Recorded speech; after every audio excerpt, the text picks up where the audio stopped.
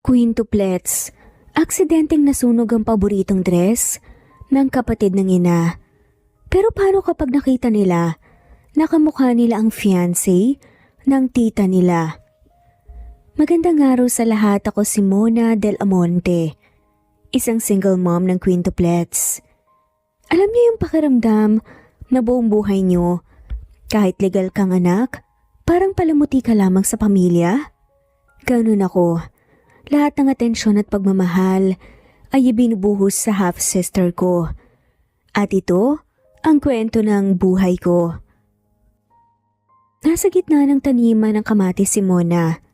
Suot ang lumang sombrero. May putik ang laylayan ng kanyang maong na pantalon. Pawis na pawis siya. Ngunit kalmado ang kanyang kilos habang inaayos ang mga tukod ng mga halaman. Sa di kalayuan ay naririnig nga ang tawanan ng mga bata. Si Ellie, ang pinakamatanda sa 5 anak, ay tumatakbo palapit habang bitbit ang basket ng mga itlog.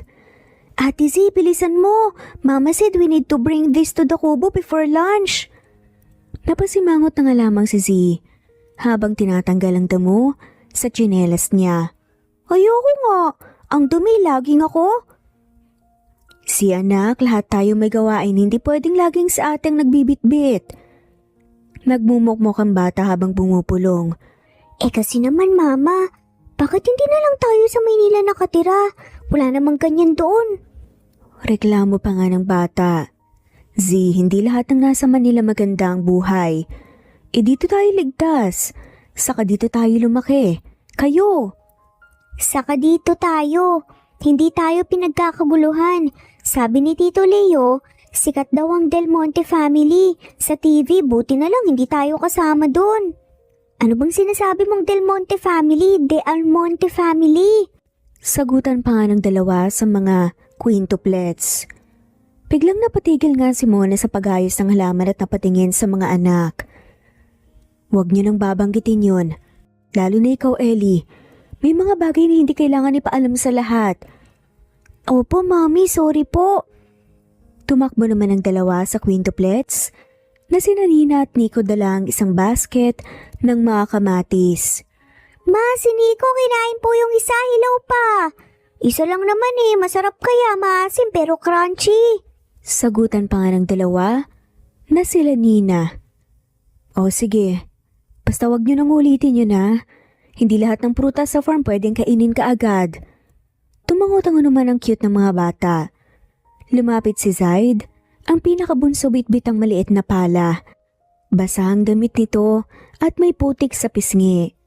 Mama, may nahuli akong tutubi, tapos may nakita akong ahas. Napakunot noon na nga lamang si Mona. Agad siyang lumuhod sa harap nito at hinaplos ang anak sa buhok. Zaid, huwag ka masyadong lumalapit sa damuhan. Delikado, nasan yung ahas? Doon po sa likod ng kubo pero mabilis pong tumakbo. Parang si kuya pag pinagalitan po ninyo.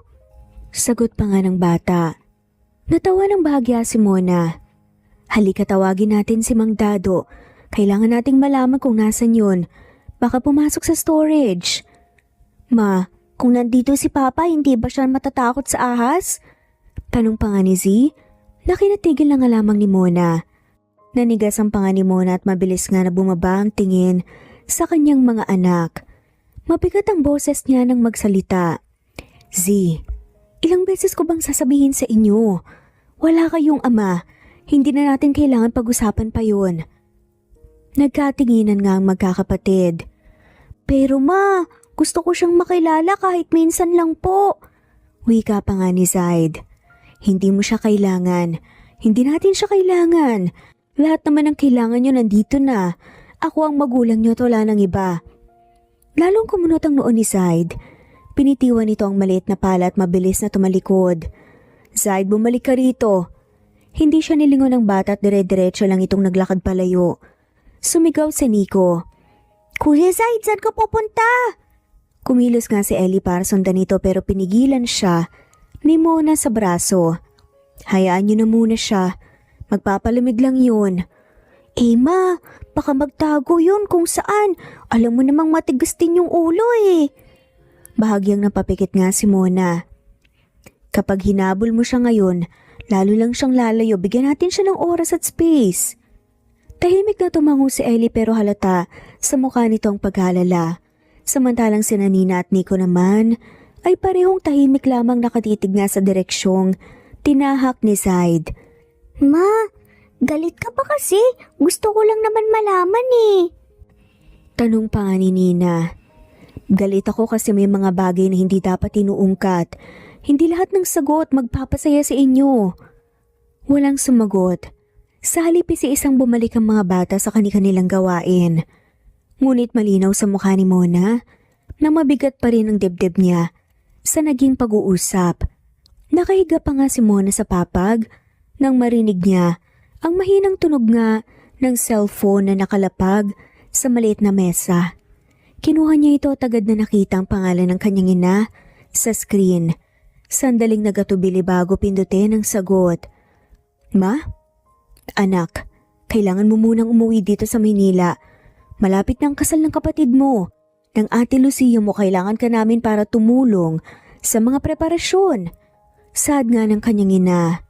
Napabuntong hininga na nga lamang si Mona. Ma, alam mo namang ayoko nang bumalik dyan eh. Lalo na kung si Lucia. Hindi kami magkasundo. Ay anak, huwag ka naman ganyan. Alam mo namang mabait sa'yo ang ate mo. Mapait na natawa na nga lamang si Mona na tila sarcastic. Mabait? Sa harap ng ibang tao, ma. Pero alam mo kung paano siya kapag kayo lang ang kasama ko na pamilya natin. Saglit na natahimik ang ina sa kanagsalita ng mas mahinahon. I know, alam ko. Pero kailangan nating magpakita ng pagkakaisa. Huwag mo na sanang palakihin pa. 1 linggo lang tapos makakabalik ka na ulit sa probinsya. Humigpit na nga lamang ang hawak ni Mona sa kanyang cellphone. Hindi ko po kaya. Lalo na kung nandyan si Papa, alam mo namang. Pinutol nga ng inang sasabihin niya. Alam ko, pero anak kahit papaano gusto ko ring makita na okay kayo, na nandito kayo. Matagal na tayong hindi nagkasama, pagbigyan mo na ako. Napabuntong hininga na nga lamang si Mona. Kahit ilang beses siyang nabigo ng kanyang ina noon, lalo na noong hindi nga siya nito pinagtanggol sa galit ng ama, alam niyang mabait pa rin ito sa kanya at mahal naman siya ng ina. Sige ma, pero 1 linggo lang at wala akong pakialam kung magustuhan ni Lucia o hindi. Narinig niya ang bahagyang ginhawa nga sa tinig ng ina. Salamat anak ha. Ipapasundo kita sa susunod na linggo. Saad na nga lamang nito. Pagkababa ng tawag ay matagal lang nakatitig si Mona sa cellphone. Alam niyang sa pagbabalik niya sa Maynila, hindi lang kasal ni Lucia ang haharapin niya, kundi pati ang mga sugat na matagal na niyang iniwasan. Pagbukas pa lang ng mabibigat na pintuan ng mansyon, ramdam na ni Mona ang panlalamig ng paligid. Malawak ang ngiti ng kanyang ina, pero walang pagbabago sa malamig na tingin ng ama. Isa-isang pumasok ang quintuplets. Bit-bit ang kani-kanilang maliit na bag. Mga po, ang lalaki niyo na. Halina kayo magbeso kay Lola. Masiglang wika ng ina niya. Masigla silang naglapitan, pero nanatili lang sa gilid si Mona at nakamasid.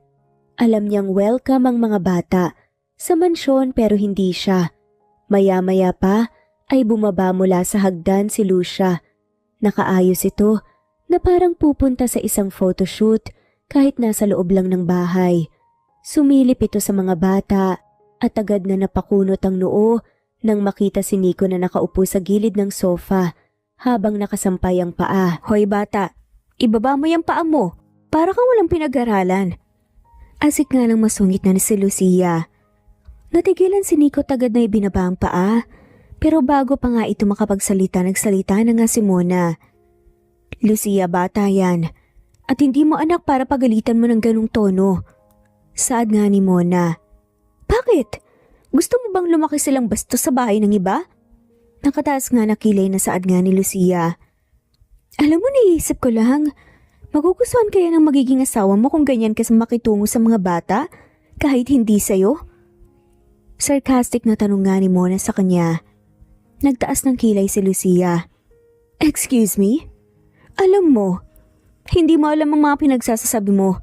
Hindi mo rin alam kung ganong klaseng tao ang magiging asawa ko. Tila mapang mataas pa nga na saad ng kanyang ate Lucia. Tama ka. Hindi ko siya kilala.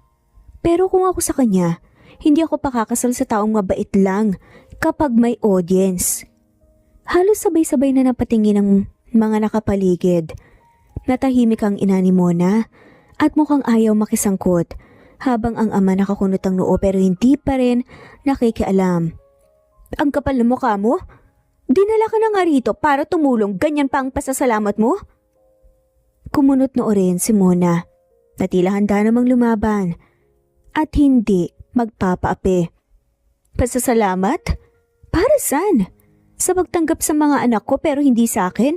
O sa pagpaparamdam na para akong bisita sa sarili ko namang pamilya at pamamahay din? Natahimik nga si Lucia sa sagot na yun, pero bakas pa din ang galit sa kanyang mukha.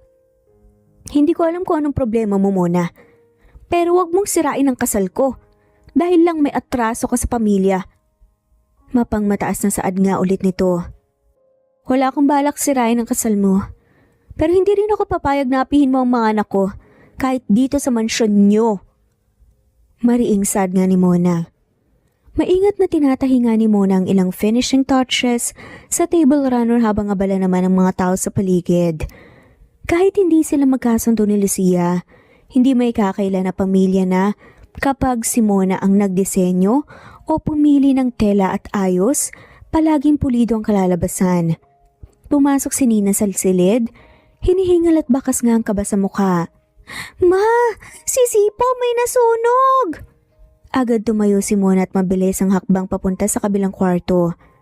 Doon niya nadatnan si Z na namumula ang mata at hawak-hawak ang laylayan ng isang damit na ngayon ay may malaking sunog nga sa gilid. Ano to? Matinis na sigaw nga ni Lucia. Hawak ang paborito nitong designer dress. Mona, paborito ko to. Limited edition to. At ngayon tignan mo. Humarap nga si Mona kay Z. Si anong nangyari? Humikbi nga ang bata. Ma, sinubukan ko lang namang plansyahin kasi gusto ko pong makatulong. Hindi ko alam na mabilis pong masunog yung telang to eh. Sad pa nga ng bata. Makatulong? Sinira mo ang pinakamahal kong damit? Alam mo ba kung magkano to? Tumikim nga si Mona. Lucia, bata siya, hindi niya sinasadya. Bata siya pero dapat tinuturuan mo ng pakialam. Ano yan? Lalaki silang walang disiplina? Nanigas nga ang panga ni Mona pero bago nga siya makasagot, bumukas ang pinto at pumasok nga ang isang lalaking familiar sa kanya. Pagkakita kay Mona nito, ay bahagyang nanlaki ang mata nito pero agad ding bumalik sa neutral ang ekspresyon. Alden, buti nandito ka na. Kita mo to? Nasira ng pamangkin ko ang paborito kong damit. Pagsusumbong nga ni Lucia sa lalaki. Lumapit sa Alden at tinignan ang nasunog na tela sa kabahagyang tumingin kay Mona.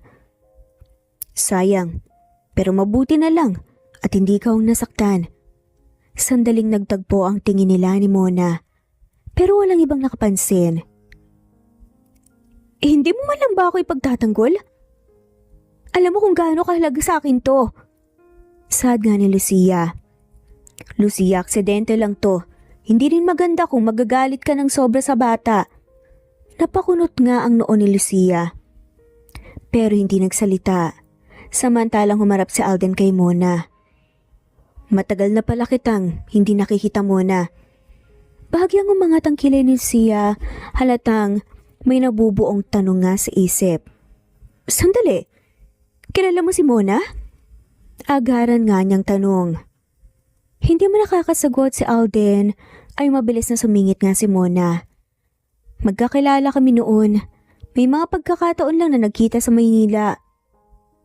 Ganun ba? Kasi parang iba yung tinginan niyo. Saad naman ni Lucia. Lucia, kung iniisip mong may malalim na dahilan kung bakit kilala ko si Alden, wala. Hindi mo kailangan gawing issue yan, okay? Kumalma ka na. Saad naman ni Mona. Pagsasawalang bahala nga sa mga iniisip ng Lucia. Hindi ko ginagawang issue. Curious lang ako. Kasi fiancé ko siya, tayo kung may tinatago kayo sa akin. Ngay, Lucia. Wala kang dapat ikabala. Totoo yung sinabi ni Mona, hindi ka dapat mabahala. Matagal na yon, wala nang kinalaman sa ngayon. Sabat na nga lamang ni Alden. Napatingin si Lucia kay Alden sa kamuling ibinalik ang tingin kay Mona. Kung ganun sana malinaw na sa ating lahat. Kasi alam mo naman, Mona, ayoko ng drama bago ang kasal ko. Saad nga niya. Oo na. Ayoko din ng drama, Lucia. At mas lalong ayokong may gumagawa ng maling akala sa harap ng mga anak ko. Sagot nga ni Mona.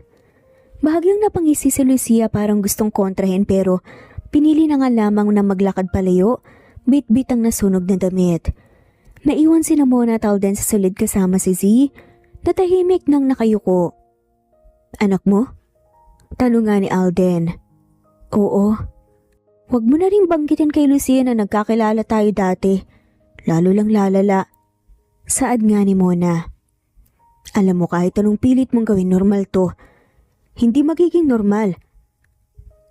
Hindi habang nandito ako at nakikita kitang ganito. Wala tayong choice, Alden. Ikakasal ka na. At malinaw kung sino ang pinakakasalan mo. Tumikim nga si Alden at lumingon sa pinto. Kung ganun, sana kayanin mong makasama ko sa isang bahay ng ilang linggo na parang wala tayong pinagsamahan. Tila naghahamon pa nga na saad nga ni Alden. Hindi nakasagot si Mona. Sa harip, yumuko lang siya para yakapin nga si Z. Halika na anak, ayusin natin yung mga gamit sa kabilang kwarto. Saad nga ng babae. Nasa sala sina Alden at Lucia, nakaupo sila sa magkabilang dulo ng mahaba at mamahaling sofa. Pinagmamasdan ni Alden ang mga papeles ng kasal na inibot nga sa kanya kanina. Pero si Lucia halatang hindi mapakali. Alden, kailangan mo talagang mag-ingat sa pakikitungo kay Mona. Ayoko maapektuhan yung relasyon natin dahil lang sa kanya. Panimula nga ni Lucia na tila nag-iinarte pa. Hindi umimik si Alden kaya nagpatuloy na nga lamang si Lucia. At saka Alden, wag mong kakalimutan kung anong klaseng babae si Mona. She's the kind who lets herself get pregnant by some man she can't even name publicly. Tapos ngayon dala-dala niya yung mga anak niya na parang badge of honor? Lucia, watch your words. Saad nga ni Alden sa sinabi naman ni Lucia. Ano? Sinasabi ko lang naman ang totoo. Diba't walang ama sa birth certificate ng mga bata? So sabihin mo sa akin, anong dapat kong isipin? Napailing na nga lamang si Alden. You don't know anything about her life. Wala kang karapatang husgahan siya. Pagtatanggol naman ni Alden kay Mona. Oh, come on, Alden. Half-sister ko siya. Kaya alam ko ang buhay niya. Who she is a mother who raised 5 children on her own. Yun pa lang. Mas malaki ng respeto na dapat mong ibigay kaysa sa kaya mong ibigay. Saad nga ni Alden. Respect? Don't you dare finish that sentence. Wala kang ideya ko anong pinagdaanan niya, Lucia. At sa totoo lang, kung ganyan ka makipag-usap sa kanya, pinakita mo na rin sa akin ang isang parte mo, parte ng ugali mo na hindi ko gusto. Saad nga ni Alden. So pinagtatanggol mo pa siya? I'm defending what's right. Hindi ko kayang makinig sa ganitong klase ng insulto lalo na sa isang tao na may pinagsamahan kami. Kumunot noo nga si Lucia. So inaamin mong may namagitan sa inyo ni Mona dati? Na mas malalim pa talagang pagkakakilala niyo sa isa't isa? Panguusisa nga ni Lucia. I'm not admitting anything na gusto mong gawing chismis. Pero kung gusto mong malaman, yes. I know her at least. I know her well enough to tell you that you are wrong about her. At kung patuloy mo siyang pag-uusapan ng ganyan, hindi lang ako basta uupo dito at ngingiti. Alden, kasal natin to. Dapat kumampi ka sa akin dahil ako ang fiancé mo. Umili nga si Alden. Being on your side doesn't mean I'll condone you disrespecting someone who doesn't deserve it. Kung gusto mo talaga magpakasal tayo, you better learn to draw the line. And if I don't? Tila naghahamon nga na tanong nga ni Lucia. Kung ganun, baka dapat mong pag-isipang mabuti. Kung gusto mong pakasalan ng isang tao na hindi kayang pakinggan, kang hinihiya ang isang inosenteng tao. Natahimik nga si Lucia pero bakas ang pamumula sa mukha. Nagkakagulo nga sa hallway nang dumating si Mona bitbit si Zaid na nanginginig nga sa takot. Nakita nga niya si Lucia na umiiyak sa braso ng ama nila habang hawak ang wedding gown na halos kalahati, manglaylayan, ay sunog at may amoy nga na nasunog na tela. Papa, sinabi ko na sa'yo, mga anak ni Mona ang gumawa nito, wala namang ibang lalapit dito kundi sila. Katulad ng favorite dress ko na sinunog nila. Napakunot noo nga si Mona. Ano? Wala sa kanila ang gagawa niyan. Magkakasama kami kanina sa kabilang wing. So imposible yan. Pagtatanggol naman ni Mona sa sinasabi nga ng kanyang ate Lucia. Ah, ganun. Bakit may katulong na mismong nagsabi sa akin na nakita niyang lumapit ang isa sa mga anak mo dito sa kwarto ko? Sad pa nga ni Lucia. Lumapit ang isang kasambahay at sumang-ayon nga sa sinabi ni Lucia. Opo ma'am, nakita ko po bata po, mga kasing edad ng anak ni Ma'am Mona nasa may pinto po. Tapos maya-maya may amoy sunog na. Umigting ang panga ng ama nila at mariin ang tingin kay Mona. Mona, ilang beses ko bang pinapaalalahanan na bantayan ang mga anak mo? Kung hindi sila marunong sumunod, umalis na lang kayo dito. Bahagyang nanlaki naman ang mga mata ni Mona. Pa, hindi ko hahayaang sirain ng mga anak ko ang kahit anong gamit dito, hindi sila. Naputol nga ang sinasabi nga ni Mona. Tama na, wag mo akong kontrahin sa sarili kong pamamahay. Pero bago pa makasagot si Mona, sumingit na nga si Alden. Kung ganun, bakit hindi natin tignan ng CCTV para malinawan tayong lahat? Sandaling nagkatinginan ng lahat. Ngunit mabilis nga na sumagot si Lucia. Wala na yung silbi. Sirang-sira yung CCTV sa hallway na yan. Alam mo yan, Papa. Ilang linggo nang pinaayos pero wala pa rin dumadating na technician. Tumitig sa Alden kay Lucia at mukhang hindi kumbinsido. Convenient na sira yung CCTV sa tanging lugar na makakapagpakita kung sino talaga ang may gawa. Anong ibig mong sabihin? Pinaparatangan mo ba ako? Tanong nga ni Lucia na tila naiinis na. Convenient, sabi ko. Wala akong sinasabi na ganyan. Pero hindi rin ako maniniwalang basta na nga lamang natin pagbibintangan ng mga bata ng walang malinaw na ebidensya. Sumabat ulit ang ama at mukhang ayaw ng pahabain pang usapan. Tama na to. Ayusin na lang ang gown, may oras pa para mapag-ayos yan. Bago ang kasal. Pero kinabukasan kumalat na nga sa pamilya at sa mga kaibigan ni Lucia na hindi matutuloy ang kasal sa takdang petsa. Sa isang tahimik na pag-uusap sa opisina kinausap ni Alden ang wedding coordinator. I-move mo ang date. Magbigay ka ng dahilan na believable kahit sabihin mong dahil sa gown incident. Gusto mo pa rin bang ituloy after? Kung ako masusunod hindi pero bawat subok kong sabihin kay Lucia na kanselado na, nagbabantang magpapakamatay siya. Kaya ngayon wala akong choice. Sumandal na nga lamang si Alden sa upuan at pinisil nga ang sentito. Nasa maliit na gazebo, sa gilid ng hardin si Mona. Nagtatahi siya ng ribbon sa mga dekorasyong ipapasa nga sa coordinator. Tahimik siyang nag-aayos nang mapansin ng mga yabag na papalapit. Hindi na nga niya kailangan tumingin para malaman kung sino. Bakit parang mas madalas ka na rito kaysa sa opisina mo? Tanong nga ni Mona. Umupo si Alden sa bakanteng upuan sa tapat niya. Wala namang masama kung bumibisita ako, 'di ba? At saka, hindi ba tinutulungan kita sa paghahanda? Hindi ko hiningi ang tulong mo, Alden. Puntahan mo na ang mabait mong fiancé. Baka mamaya magselos pa yun eh. Kapag nakita tayong magkausap, magiging dragon na naman siya.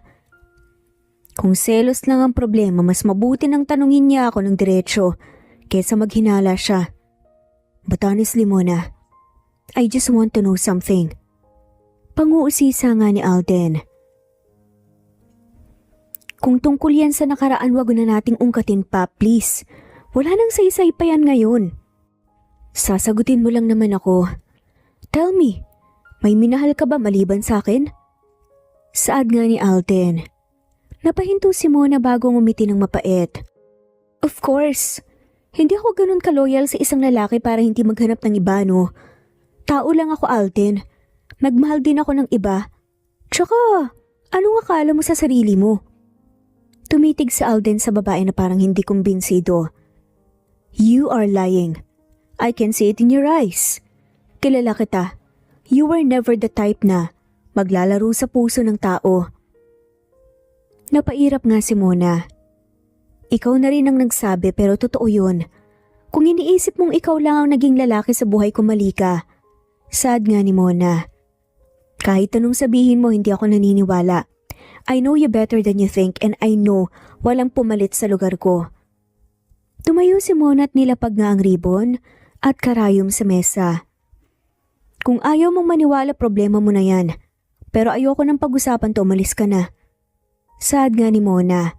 I'm not leaving. Pagmamatigas naman ni Alden. Alden, I said leave. Bago pa ako mawala ng pasensya at masabi ko yung mga ayaw mong marinig. Mona. Pero bago pa nga makasagot si Alden, narinig nila ang yabag sa mga pasilyo. Mabilis nang tumayo si Mona at tinulak nga si Alden palayo sa mesa. Dahil baka maging issue pa nga ang pag-uusap nilang dalawa. Kung ayaw mong manghinala ang mga tao, mas mabuting hindi ka nila makitang kasama ko ng matagal. Pumihit nga ang pinto at pumasok ang tiyahin ni Mona na si Tia Elvira na agad na patingin kay Alden. Aba Alden, ikaw pala yan. Anong ginagawa mo rito? Ngumiti nga si Mona. Tumutulong lang po sa mga dekorasyon, Tia. Pero tapos na rin po siya, paalis na. Saad nga nito. Bahagyang tinignan nga ni Tia Elvira si Mona saka si Alden. Parang alam na may mas malalim pa na nangyari. Mabuti pa nga, marami pa sigurong gagawin si Alden para sa kasal nila ng kapatid mo. Tumingin si Alden kay Mona. I will see you around, Mona. Huwag ka nang bumalik dito. Masungit na saad naman ni Mona. Nasa likod bahay nga si Alden, hawak ang cellphone habang may kausap tungkol sa trabaho. Biglang gumulong na bola at tumama nga sa paa niya. Sandali lang, may bata rito. Ibinulsa niya ang cellphone. Kanino tong bola? Mula sa likod ng puno, lumabas naman ang isa sa mga quintuplets na si Nico. Akin po yan pero hindi ko po sinasadyang tamaan ka. Sigurado ka bang hindi mo sinadya? Kasi parang perfect aim to ah. Napangiti na nga lamang si Nico. Pero bago pa nga siya nakasagot, sumulpot si Nina at Zaid na parehong may bitbit nga na kahoy na parang espada. Kuya Nico, nahanap mo na ba yung kalaban? Tanong nga ni Nina. Kalaban? Nagtatakang tanong din naman ni Alden. Biglang tumuro si Zaid sa kanya. Hayan na, yung manghuhuli ng prinsesa. Ano, manghuhuli? Nagtataka nga na saad pa rin ni Alden. Bago pa nga siya makatanggi, hinampas na nga siya ni Nina sa binti, gamit ang kahoy sabay sigaw nga ng, protektahan ng kaharian! Umatras nga si Alden kunway nasasaktan at sinubukang agawin nga ang espada ni Zaid. Aba, malakas pala ang kawal ng kaharian na, pero kaya niyo ba akong talunin? Saad nga ng lalaki. Sumulpot si Nazi at Ellie na parehong may dalang plastik ng timba. Sige, tubig ang laban sa kanya. Sigaw naman ni Elise. Hoy, teka lang, hindi ako. Pero bago pa nga matapos ni Alden, sabay-sabay na tinapon ng dalawang laman ng timba. Mabuti na lang at tubig-ulan lang yon at hindi putik. Napahagalpak nga ng tawa si Alden at kahit basa na ang polo. Suko na ako, suko na. Sada nga lamang ni Alden. Hindi pa, kailangan mo pang sabihin na ikaw ang kaibigan ng kaharian. O sige na, kaibigan ako ng nakaharian at handa akong maghatid ng yelo at ice cream sa lahat ng kawal. Sad na nga lamang ni Alden. Biglang nagliwanag nga ang mukha ng lima. Ice cream kahit double scoop? Masiglang sabi naman ni Nina. Triple pa kung gusto nyo. Nakatayo naman si Mona sa lilim ng puno, hawak pa ang isang basang tuwalya na pinupunas nga niya kanina sa mga bata. Tumigil siya sa ginagawa at matalim ang tingin kay Alden. Alden, tapos na ang laro. Pwede ka nang bumalik sa loob. Saad nga ni Mona. Nakaupo si Alden sa maliit nga na bangkong kahoy. Pinapagpag ang basang laylayan ng polo. Habang nakangiting nakatingin nga sa mga bata na naglalaro pa rin. Bakit? They're just having fun, Mona.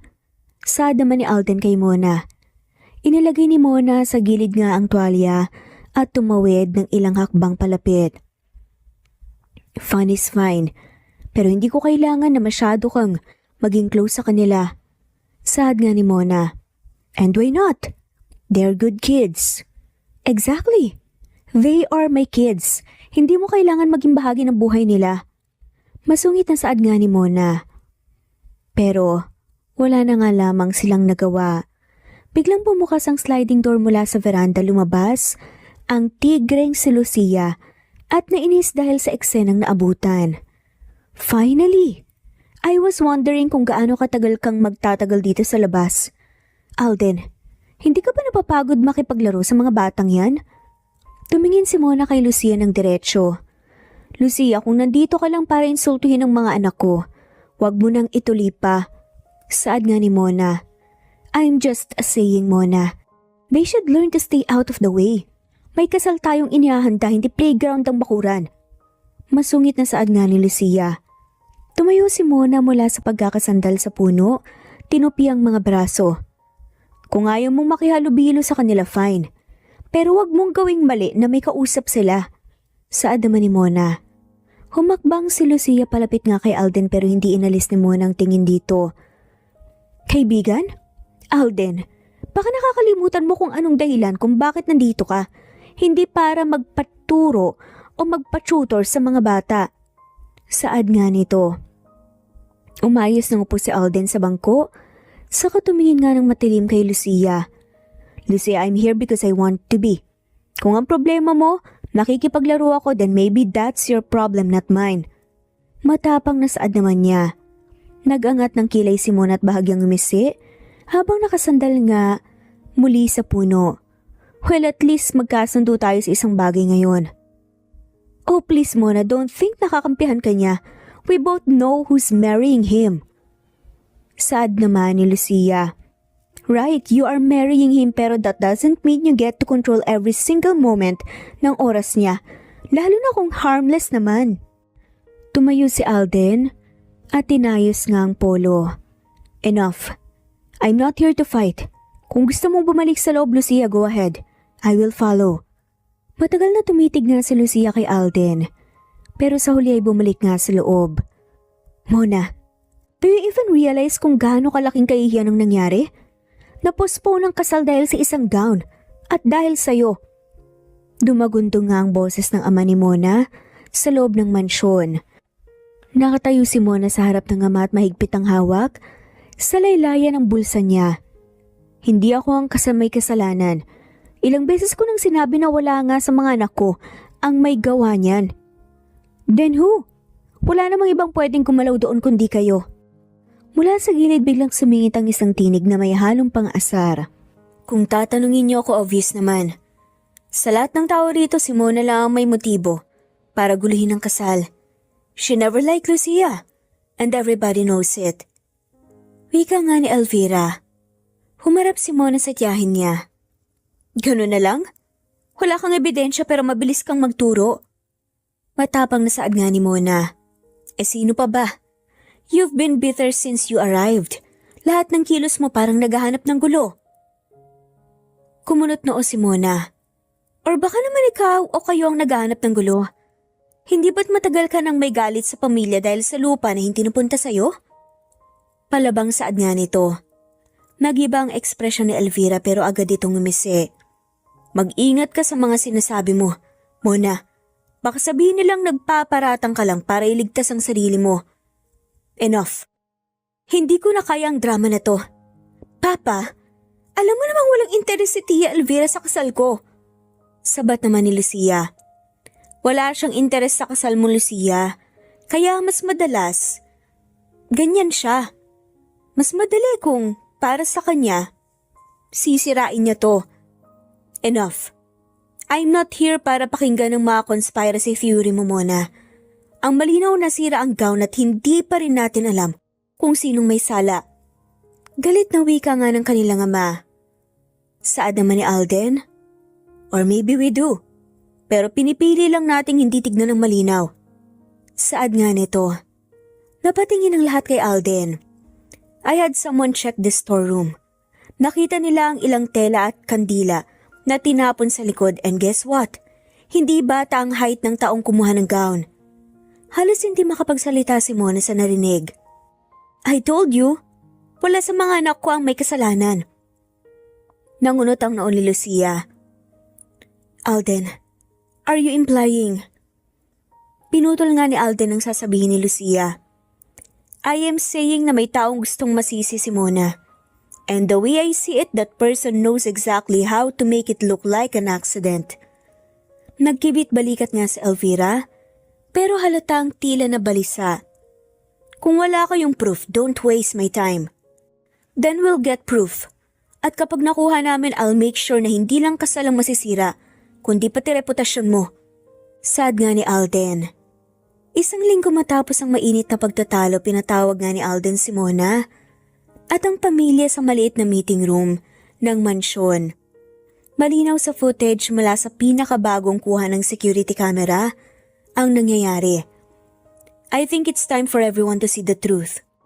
Nagplay ang video. Makikita si Elvira na pumasok sa kwarto kung saan nakalagay ang gown. Maya-maya pa lumabas si Lucia mula sa kabilang pinto. Bit-bit ang bahagi ng lalayan ng gown at iniabot kay Elvira. Halos mabilaukan nga si Mona sa nakita habang ang ama nila ay biglang naniga sa muka. Lucia, what is the meaning of this? Papa, hindi yan ang iniisip mo, magpapaliwanag ako. Saad nga nito. Napangisi si Mona. Magpapaliwanag? Tinulungan mo siyang sunugin ng sarili mong damit pangkasal? Nababaliw na ba kayo? Hindi ko naintindihan. Hindi niyo po talaga naintindihan. Hindi ko gustong sirain to para sa sarili ko. Sabi ni Tia Elvira. Hindi na nga natapos pa ni Lucia ang sasabihin. Huwag mo kong sisihin dito, Lucia. Ikaw ang nagsabi na gawin ko yon. Depensa naman ni Elvira. Sumandal si Alden sa upuan. So lumalabas din ang totoo. Lucia, ayaw mo pala talaga ang paksalan. Alden, wag na. Nagdesisyon ka na. At ngayon ako naman ang magdedesisyon. Tumayo nga si Alden sa harap ng lahat. Sabay saad nga ni Alden. Kinakancel ako ang engagement. Hindi ko na siguro kailangan magpaliwanag pa. Alden, hindi po sir. Hindi ako magpapakasal sa taong kayang mandamay ng inosente para lang makatakas sa sitwasyong ayaw naman pala niya. Nakahawak nga si Lucia sa gilid ng mesa habang nanginginig ang kamay. Alam niyang nakatingin ang lahat sa kanya, lalo na si Alden, na hindi kumukurap mula sa kinatatayuan nga nito. Fine. Oo na. Ginawa ko yun, sinet up ko yun para masisi si Mona at mapaalis ulit siya rito. Sa lahat ng to, ako pala talaga ang target mo? Hindi pa ba sapat na hindi mo ako gusto at wala na ako dito? At hindi na ako tumitira dito sa pamamahay ko din naman? Kailangan mo pa talagang idamay ang mga anak ko na inosente. Palaban naman na saad nga ni Mona. Umiling si Lucia, tumiwas nga ng tingin. Hindi sila ang target ko. Ikaw lang, Mona. Simula nang dumating ka, parang lahat ng atensyon ni Alden na pupunta sa'yo. Nagkukunwari kang wala kang pakialam pero nakikita ko, iba siya tumingin sa'yo. Sumingit nga si Alden. So ang solusyon may i-frame siya. Sunugin ang sarili mong damit pangkasal para lang palabasin na siya ang may kasalanan? Hindi naman dapat aabot sa ganun eh. Gusto ko lang siyang mawala sa eksena bago ang kasal. Pagdadahilan pa nga ni Lucia. At sa tingin mo mas okay yun? Tanong naman ni Mona. Humakbang si Alden palapit sa mesa at pinatong ang dalawang kamay sa ibabaw nito habang nakatitig kay Lucia. Lucia, hindi lang siya ang sinaktan mo. Sinaktan mo ang mga anak niya. Sila ang nadamay sa kagagawan mo. Napahiya sila sinisi sa isang bagay na hindi naman nila ginawa. Hindi ko sila sinaktan. Gusto ko lang umalis siya, Alden. Hindi mo ba nakikita? Kaya pa natin to ayusin kung ayaw mo ng malaking kasal, fine. Magpakasal na lang tayo sa huwes, civil wedding. Bahagyang natawa si Mona pero halatang may pait nga ito. Sa tingin mo talaga magpapakasal ka lang na parang walang nangyari? Saad nga ni Mona. Huwag kang makialam dito, Mona. Ito ay sa pagitan namin ni Alden. Hindi, Lucia. Kasali siya sa usapan na to. Dahil siya ang sinubukan mong sirain. Saad naman ni Alden. I did it because I'm fighting for us. Alam kong nagkamali ako pero handa akong itama ang mga yun. Kaya nating magsimula ulit. Magsasorry ako sa lahat. Kahit sa kanya kung yun ang kailangan. Pagmamakaawa ni Lucia kay Alden. That's not love, Lucia. Kinokontrol mo lang siya. Saad naman ni Mona. I've been planning this wedding for months. Every detail, every moment, lahat ng yun para sa amin ni Alden. Pag-hysterical na nga ni Lucia. Pinaplano mo yan para sa sarili mo. Hindi para sa atin. If you really love me, you wouldn't feel the need to destroy someone else just to feel secure. Saad ni Alden. Lumapit si Lucia sa kanya at pilit tinabot ang braso nito. Please, Alden. Kaya nating ayusin to. Kalimutan na natin ang damit. Magpapakasal tayo sa huwes next week. Walang ibang makikialam, pirmahan na lang natin ang papeles at tapos na. Saad nga na desperada ni Lucia. Pero inalis ni Alden ang braso ng babae. Lucia, tama na. So yun na yun? Itatapon mo na lang lahat dahil lang sa isang pagkakamali? Hindi ko kayang magpakasal sa taong gagawin ng lahat para makuha lang ang gusto. Masyado kong selfish, Lucia.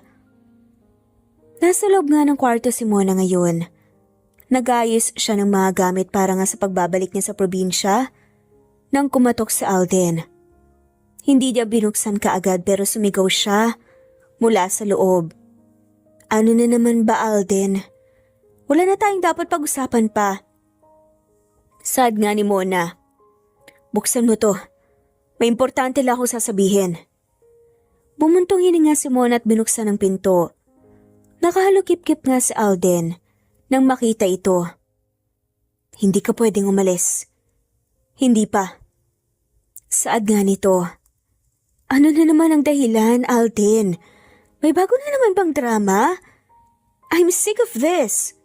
Saad nga ni Mona. Lucia messed up sa kumpanya. Malaki ang atraso niya dahil delayed ang mga proyekto. Pag-open up nga ni Alden. At ano namang kinalaman ko doon? Kunot noong tanong naman ni Mona. Ikaw ang ipapalit. Saad nga ni Alden. Alam mo nakakatawa ka, Alden. Hindi mo ba narinig ang tatay ko? Wala raw akong talent dyan.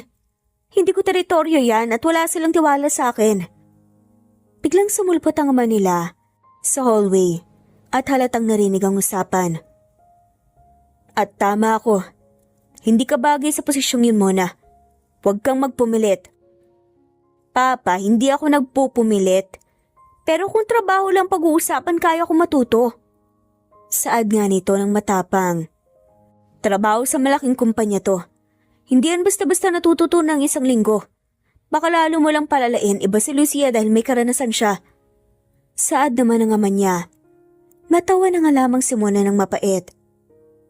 Karanasan? O connection sa inyo? Dahil kahit kailan, kahit magkamali siya, palaging may excuse. Pero kapag ako, wala pang ginagawa, may hatol na kaagad. Sir, with all due respect, I've seen her handle things before. May organisado. Sa kanyang isip. Mas organized pa siya kesa sa karamihan ng staff mo. Sabat naman ni Alden. Hindi mo siya kilala tulad ko, Alden. Alam ko kung saan siya mahina. Saad naman ang ama ni Mona. Hindi mo po alam, Papa. Kasi hindi mo sinubukan. Palagi lang kay Lucia ang pabor mo eh. At ano, papasok ka sa posisyon para lang patunayan na kaya mo? Hindi ito contest, Mona. Saad ng ama niya. At parang nanggagalaiti na naman. Sir, wala na tayong oras maghanap pa ng iba. Kung Hindi si Mona, sino pa? Tanong nga ni Alden. Natahimik ang ama nila saglit. Kung gusto mong isugal ang posisyon sa kanya, Alden, ikaw ang mananagot. Kapag pumalpak siya, hindi ako magdadalawang isip na tanggalin siya. Nangahamon naman ang saad nga ng ama ni Mona. Hindi mo na po kailangan magbanta, Papa. Kung pumalpak ako mismo nga alis. Matapang na saad naman ni Mona. Then it's settled. Sagot ni Alden. Pagkalis ng ama nila, tumingin nga si Mona kay Alden.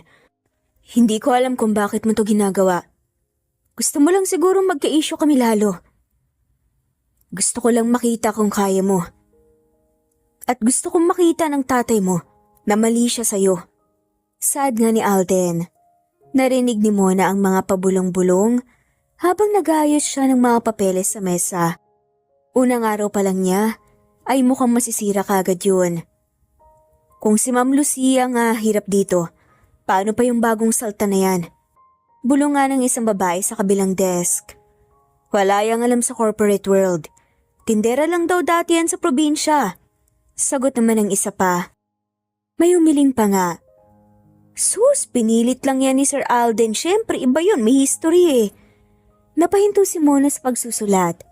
Inayos niya ang ballpen, tumayo at mahinang huminga bago nga nilingon ng grupo. Kung may sasabihin kayo tungkol sa akin, pwede niyo akong lapitan ng diretso, hindi yung parang high school na nagchichismisan kayo dyan. Malumanay pero matatag ang tono niya. Nagkatinginan ng tatlo, halatang hindi inaasahan ang re-responde nga siya.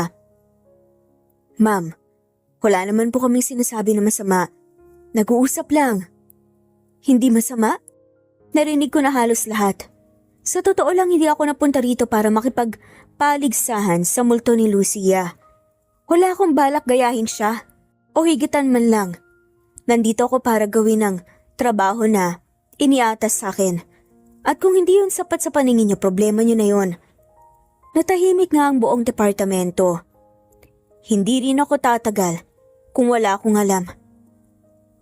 At hindi ko kailangan ng basbas niyo para patunayan sa sarili ko na kaya ko.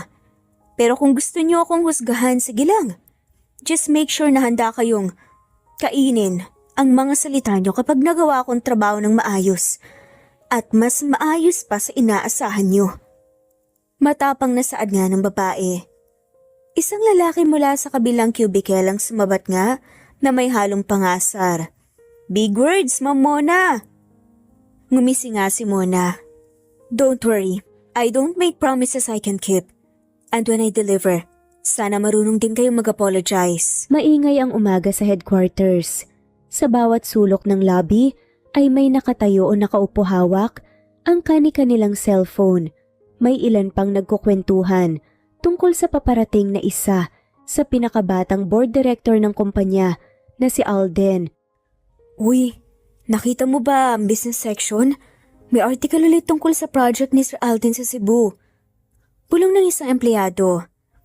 Hindi na bago yan. Sagot pa nga ng isa. Pero grabe talaga yung presence niya. Para kang napapaayos ng postura kapag dumadaan. Dumaan nga si Alden at may bit-bit siyang leather folder. Halos lahat ay natahimik nang pumasok siya sa elevator. Ang sekretary niyang si Cora ay nakasunod. Sa kabilang banda ng lobby, palabas ng elevator si Mona mula sa marketing floor. May hawak siyang envelope para sa executive office. Isang report na kailangang makarating sa desk ng sekretarya ni Alden bago mag-meeting. Ayaw niya sanang makasalubong ito, pero napansin niyang papunta rin ito sa parehong direksyon. Pagdating niya sa executive floor ay tahimik ang pasilyo. Bukas ang pinto ng conference room, ngunit may maliit na pagitan ng divider at kurtina na nakaharang sa paningin. Sa loob, rinig niya ang boses ni Cora. Sir, final confirmation po para sa mga sagot ninyo sa press kapag may magtanong tungkol sa engagement. Tumigil si Mona sa paglalakad. Alam niyang hindi siya dapat makinig pero parang nakapako ang mga paa niya. Tell them it's over. Walang kasal, walang plano na ipagpapatuloy. Noted po, sir. Pero may personal akong tanong. Hindi ko alam kung dapat kong itanong to pero tinanggap niyo ang kasunduang ikasal kay Miss Lucia. Hindi ba dahil gusto niyong mapalapit ulit kay Ma'am Mona? Matagal ko nang alam na may anak kami ni Mona. Noong unang beses na nakita ko sila, hindi ko kailangan ng kumpirmasyon. Napatigil nga si Mona at napahigpit nga ang hawak sa envelope. Parang sumikip ang dibdib niya sa narinig. Kaya tinanggap niyo ang deal ni Tia Elvira? Oo. She offered the shares, the project and her promise na hindi gagalawin ang posisyon ni Mona hanggat ako ang nakabantay. Alam kong lason yun pero mas mabuti na ako ang malason kaysa hayaan kung walang protection si Mona at ang mga bata, ang mga anak namin. Sir, hindi ba mas lalo mang pinahirap ang sitwasyon niyo? Alam ko, pero sa ganitong paraan kahit malayo ako sa puso nila, malapit pa rin ako para sumalo kapag may panganib. I'd rather be the villain sa mata niya kaysa mawala siya sa piling ng mga bata. Sa labas ng conference room, mariing pumikit si Mona. Hindi niya alam kung galit ba siya o may bahagyang kirot sa ibang klaseng pakiramdam. Ngayon na kanselado na ang engagement, anong plano niyo? Hihintayin ko. Kung ayaw niyang kausapin ako, tatanggapin ko. Pero hindi ko iiwan ang mga bata. Mariing saad nga ni Alden. Bago pa makalis si Mona, biglang bumukas ang pinto at lumabas nga si Cora. Halos mabitawan ito ang tablet nang makita siya. Ma'am Mona, pasensya na, akala ko. Pinutol nga ni Mona ang sasabihin niya. Nandito ang report. Pagpuputol nga ni Mona, iniabot ang envelope. Pakiabot na lang kay Alden. Bago pa makasagot si Cora ay lumabas na nga si Alden mula sa conference room. Napatigil ito nang makita si Mona. Mona, tapos na yung report. Wala nang ibang kailangang pag-usapan pa. Matari na saad nga ni Mona. Narinig mo? Oo, at hindi ko alam kung dapat ba ako magpasalamat o mas lalo kang kamuhian sa ginawa mo. Saad nga nito. Ginawa ko yun para sa protection. Protection ninyo. Saad nga ni Alden kay Mona. Hindi mo man lang ako tinanong? Nagdesisyon ka para sa buhay ko. Para sa buhay ng mga anak ko. Na para bang ikaw lang ang may karapatan. Kung tinanong kita, tatanggihan mo. Alam ko yon. Oo, tatanggihan ko. Kasi hindi kita kailangan para maging buo ang pamilya natin. Saad nga ni Mona. Kailangan kong punan yung dapat kong punan bilang ama. Napasimangot si Mona. Ama? Ang ama hindi nagtatago sa likod ng kasunduan sa ibang babae para lang makalapit. Ang ama, hindi pinababayaan na ibang tao ang magdikta kung paano niya nakikita ang mga anak niya. Kahit anong paliwanag mo, hindi mabubura yung ginawa mo. Sumbat nga ni Mona. Bago pa makasagot si Alden, dumating ang isa pang board member at tinawag siya para sa meeting. Binitiwan niya si Mona nang tingin na parang may mga salitang gustong isunod pero hindi na sinabi. Abala si Mona sa pag-aayos ng mga papeles sa desk niya nang maramdaman niyang may huminto sa likod niya. Hindi na niya kailangan pang lumingon dahil kilala na niya ang presensya nito. Kung balak mo namang umupo sa harap ko para lang mag-obserba, wag na. May trabaho ako. Nakangiti ngang bahagya si Alden habang inaayos ang manggas ng polo. Hindi naman masamang tumingin sa magandang tanawin habang nag-aasikaso ng negosyo. Saad pa nga nito. Alden, ano ba? Nasa opisina tayo. Malalanti ka pa ba? Umupo si Alden sa gilid nga ng mesa niya at sinadya pang tumagilid para makita ang ginagawa niya.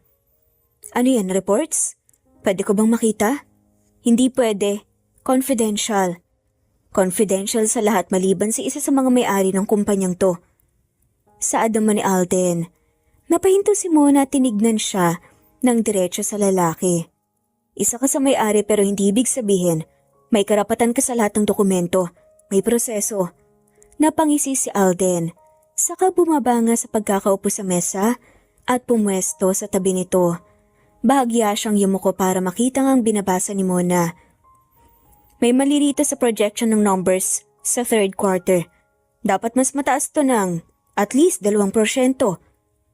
Kita mo na? Hindi mo rin maiwasang makailam. Matari na saad ni Mona. Hindi naman ako nakikialam, tumutulong lang. Kung tutulong ka, gawin mo sa sariling mesa mo. Ayoko, mas maganda dito. Umirap nga si Mona at muling bumalik sa ginagawa. Kung hindi ka aalis, baka masaktan ka sa stapler ko. Banta ba yan? Babala. Sagutan nga nila. Kinuha ni Alden ang tasa ng kape mula sa gilid ng mesa at iniabot kay Mona. Mainit pa. Alam kong hindi ka pa nag-aalmusal. Sinong nagsabi? Alam ko lang, matagal na kitang kilala, Mona. Bagyang tumigil nga si Mona bago tanggapin ang tasa. Salamat, pero pagkatapos nito, balik ka na sa opisina mo. Sa susunod nga na araw sa pantry, abala nga si Mona sa paggawa ng kape nang biglang sumulpot si Alden sa tabi niya. Bit-bit ang dalawang sandwich. Para sa'yo, ham and cheese. Alam ko ito ang paborito mo noon. Hindi ako kumakain ng almusal. Pagtanggi nga ni Mona. Kaya nga laging mainit ang ulo mo kumain ka na. Panunuyo naman ng lalaki. Baka ikaw ang dahilan. Kung ako ang dahilan ng init ng ulo mo, Mona, mas mabuti na kesa wala akong epekto sa'yo. Alden, kung akala mong ma-entertain ako sa mga banat mo, nagkakamali ka. Tigilan mo yan. Hindi ako naniniwala sa mga ganyang salita. Hindi ko kailangan ng tiwala mo ngayon. May oras pa naman ako para patunayan. Sa board meeting kinabukasan umupo si Alden sa tapat nga ni Mona. Habang nagsasalita ang ibang director, pasimpleng nilapit nga ni Alden ang mineral water sa kanya. Ano to? Para hindi ka mauhaw. Kanina ka patahimik. Tahimik ako kasi nakikinig ako. Hindi tulad ng iba dyan na puro salita. Pagtataray pa nga ni Mona. Kung tahimik ka, paano ko malalaman kung iniisip mo pa rin ako? Alden, nasa meeting tayo. Pagkatapos ng meeting sabay nga silang lumabas. Hinabaan nga ni Alden ang hakbang para makasabay si Mona. Dinner tayo mamaya. May gagawin pa ako. Pagtanggi nga ng babae. Sasamahan kita. Hindi na nga kailangan, Alden, ang kulit mo. Gusto ko. Huminto si Mona at tumingin sa lalaki. Alden, ano bang gusto mong mangyari? Gusto ko makasama ka. At kung kailangan ko magstay sa paligid mo araw-araw para mangyari yon, gagawin ko. Alam mo bang delikado yan? Maraming mata sa opisina. Ayoko mag-isip sila ng kung ano. Kung iniisip nila problema nila yon, wala tayong dapat ikahiya. May dapat tayong iwasan. Lalo na ako. Hindi ako katulad mo na pwedeng gumawa ng kahit na ano at wala masyadong epekto sa reputasyon. Kung yun ang iniisip mo, Mona, mas lalo kitang poprotektahan. Umirap lamang si Mona. Hindi ko kailangan ng protection mo, Alden. Siguro hindi mo hinihingi pero ibibigay ko pa rin. Magkakatabi sa maliit nga na lamesa sa veranda ang quintuplets. Grabe, ilang araw nang sunod-sunod si Tito Alden dito kahit wala na si Tita Lucia, steady pa rin siya. Sabi nga ng bata na si Nina habang naka-arko nga ang kilay. True, kahapon donuts, ngayon hot chocolates naman. Sagot naman ni Z. Baka crush niya si Mama. Bulong naman ni Zaid. Crush? Tito yun or maybe siya talaga ang daddy natin. Umirap na nga si Ellie. Sabay-sabay silang napatigil. Napatingin sila kay Nico na noon patahimik. Tumango si Nico at kumamot nga sa batok. Mas malamang. Wala naman tayong ibang tito na ganyan ka-close kay Mama. Bumukas ang pinto, lumabas nga si Alden na may dalang tray ng katas ng prutas at baso. Uy, mukhang may secret meeting dito. Diyos muna kayo. Hindi nga inabot ni Zia ang baso. Tumayo siya tumakbang palapit kay Alden. Tito Alden, tanong lang po, ikaw po bang daddy namin? Bagyang natigilan nga si Alden, kumislot nga ang panga niya. Bago nga siya marahang huminga. Sinong nagsabi sa inyo yan? Wala po, hula lang. Tumaas baba nga ang dibdib ni Alden. Kung gusto niyong marinig ang totoo. Oo, ako ang tatay niyo. Ha? Sabay-sabay nga nilang reaksyon. Bumungad si Belen na ina nga ni Mona mula sa loob. May bit-bit pa nga itong basket ng prutas. Anong narinig ko? Malumanay nga pero mariin ang tono nitong bungad. Alden, totoo ba yan? Sumunod nga si Salsa sa ama ni Mona. Nakatiklop nga ang dyaryo sa kamay nito at narinig pala nila ang usapan. Alam mo palang mga anak mo sila tapos sinayaan mong lumaki na parang wala kang pakialam? Sumabog nga ang boses ng matanda habang namumula ang muka. At ano pa? May relasyon kayo noon ni Mona habang may Lucia? Pinagmukha ninyo akong tanga sa sariling bahay. Tumuhid nga si Alden pero kalmado ang sagot. Hindi po ganun, sir. Hindi ganun? Singit nga ni Celso. Pinagkaisahan niyo si Lucia. Wala kayong respeto sa pamilya ko. Bago pa sumiklab muli nagsalita si Mona, mula sa bungad ng pinto. Patama na. Hindi lahat umiikot kay Lucia. Simulat sa pool siya ang laging tama sa paningin mo. Kahit mali, ni minsan hindi mo tinanong kung anong nangyari sa akin. Ni minsan hindi mo ako pinakinggan. Nalaman mo pa lang na may relasyon kami ni Alden ay yan na kagad ang sinabi niyo? Nalaki mata ni Celso. Anong ibig mong sabihin? Anong ibig kong sabihin? Putol nga ni Mona ng Marien na kahit anak mo ko, kinampihan mo siya sa lahat. Sa desisyon ng pamilya, sa trabaho, sa bawat salitang binitawan mo. Lagi akong kontra sa mata mo, Papa. Ngayon pakinggan mo naman ako. Pareho kaming anak mo at parehong may karapatan. Walang kinalaman si Lucia sa relasyon namin ni Aida noon. Dapat nga ako ang magalit. Dahil kung di dahil sa inyo, hindi magiging ganito ang buhay ko at ang mga anak ko. Hindi niyo alam na dahil sa pagiging pabor niyo sa paborito niyong anak, sinisira ninyo naman ang buhay ko. Sumabat nga si Lola Belen. Celso, kung gusto mong maging patas na ama, pareho mong pakinggan ng dalawa mong anak. Wala namang pabor-pabor. Matagal na rin akong naging tahimik dahil sa issue na to pero masyado ka ng sobra. Napatingin nga si Belen kay Alden na tila handang magsalita pero nag-atubili nga. Kaya siya na nga mismo ang nagpatuloy. Celso, matagal na tayong magkasama. Alam ko kung paano ka magdesisyon. Alam ko ring may paborito ka sa mga anak mo. Hindi totoo yan. Saad nga ni Celso. Totoo, Celso. Hindi ako bulag. Hindi mo man sinasabi ng diretsyo. Nakikita namin sa kilos mo. Lagi mong binibigyang pansin si Lucia kahit maliit ang nagawa. Pinupuri mo.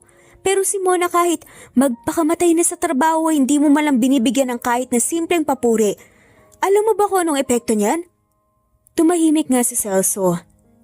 Alam mo, Papa, hindi naman masama kung may paborito ka eh. Tao lang naman tayo. May natural na hilig sa isang ugali o personalidad. Pero yung paborito mo, hindi dapat maging dahilan para apakan ng isa. Dahil sa favoritism mo. Hindi lang ako nasaktan, pati si Lucia. Siya rin nadadala ang pressure na maging perfect sa paningin mo.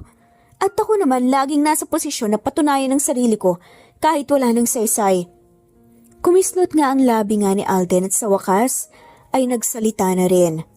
Sir, ma'am, kahit mali ang naging sitwasyon namin ni Mona, gusto ko lang ipaalam na hindi ito basta nangyari para lang saktan si Lucia o ang pamilya. May mga bagay na hindi natin pinaplano at minsan mas mabilis ang puso kaysa isip. Pero kung may pinakamalaking dahilan kung bakit hindi ko agad sinabi, kasi alam kong mahuhusgahan siya kaagad, hindi man lang maririnig ang panig niya. Humugot ng malalim na buntong hininga si Belen. Celso, ang problema sa pagiging favoritism mo, dalawang panig ang nasasaktan at naapektuhan. Hindi yung paborito ang nasasaktan dahil kulang sa pagkilala. Yung paborito nasasaktan dahil puno ng pressure at expectations. Ang ending? Pareho silang talo. At bilang magulang tayo ang may kasalanan. Nagbaba ng tingin si Celso. Hindi ko sinasadya muna. Akala ko kapag binibigyan pansin ko si Lucia, mas magiging maayos siya sa buhay. Hindi ko naisip na sa bawat papuri ko sa kanya, isa namang sugatang nagdadagdag sa'yo. Napailing na nga lamang si Mona. Papa, huli na para balikan ang nakaraan. Pero hindi pa huli para ayusin ng ngayon. Pareho kaming anak mo. Kung hindi mo kami kayang pantayan sa damdamin, sana man lang pantayin mo kami sa respeto. Lumapit nga si Celso sa mga bata at isa-isang hinaplos ang kanilang mga ulo. Pasensya ng mga apo. Kung sakaling hindi ko kayo nagawang pahalagahan kagaya ng nararapat, babawi ako. Nagkatinginan ng mga bata At kahit may halong duda pa sa ilan, hindi maitatangging may init ng pag-asa sa mga mata nila. Mabilis ang lakad ni Mona habang papasok sa opisina. May hawak siyang folder na puno ng papeles.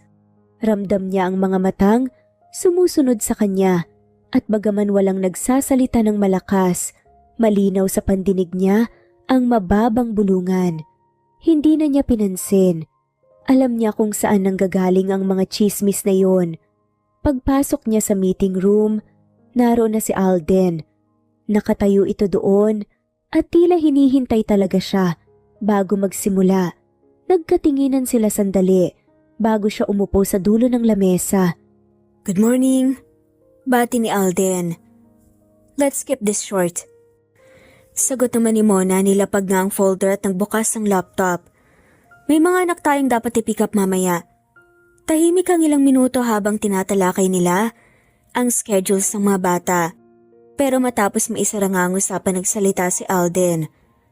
Mona, mahal pa rin kita. Nanatiling nakatitig nga si Mona sa laptop screen na parang walang narinig. Pero nang hindi ito tumigil sa pagtitig sa kanya, napabuntong hininga siya at isinara ang laptop. Hindi yan ang dahilan kung bakit tayo nandito, Alden. Co-parenting lang ang pinag-uusapan natin. I know, pero kahit ayaw mong marinig, totoo yun. I've been trying to show you na kaya kitang panindigan this time. Mabilis na sagot nga nito. Umiling nga si Mona. You didn't before.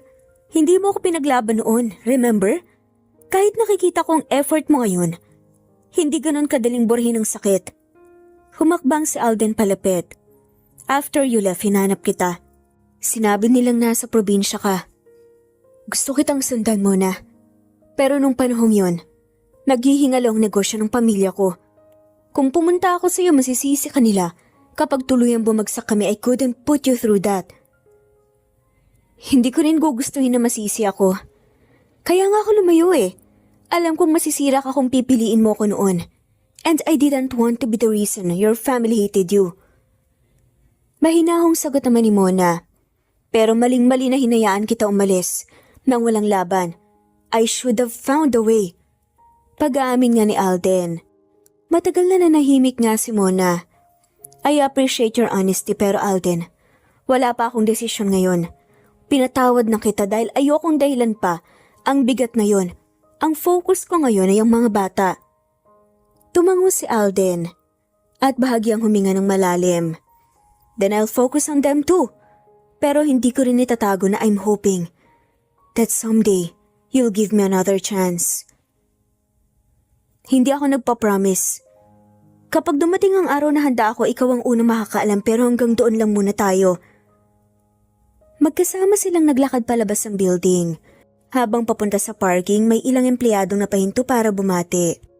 Good afternoon, Miss Mona. Director Alden. Bati nga ng isa. Good afternoon. Pero pagkalampas nila, narinig pa rin ni Mona ang mababang usapan nga sa likod. Parang sila na, no? Kaya nga sayang, bagay naman sila. Pinili nga niyang huwag tumingin. Ngunit pagdating nga sa kotse ni Alden, siya nang nagsalita. Kapag may nagtanong sa'yo sa office, please make it clear. We are not back together. We are co-parenting. Period.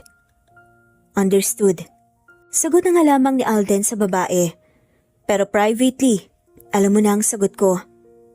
Napairap nga si Mona. Private answers don't change public perception.